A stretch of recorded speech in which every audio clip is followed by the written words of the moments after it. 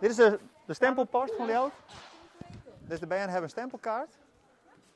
Zo'n 200 leerlingen uit groep 8 konden juist er in de kunde komen met het Ljutger in Burgum.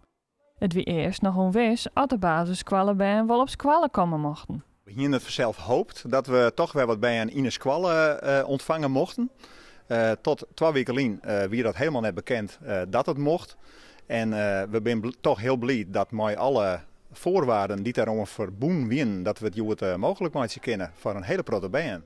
Dus we hebben voor de bijen een plattegrond maken. Hè? We gaan dan krijgt even omheen room.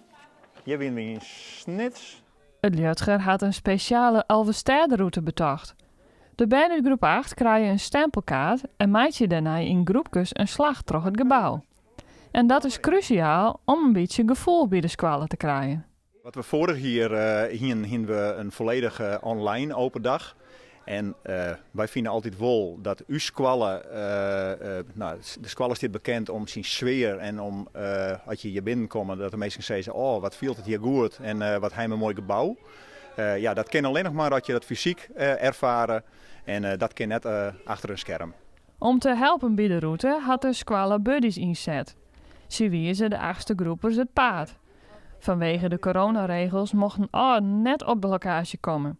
Voor haar waard jongens een live-uitsturing maken. Dan kunnen ze het met elkaar beleven. En dan kunnen bij hen even vertellen wat ze het jongen hebben en wat ze het dienen hebben. En dan krijg je de ouders ook een beeld hoe die squallen is.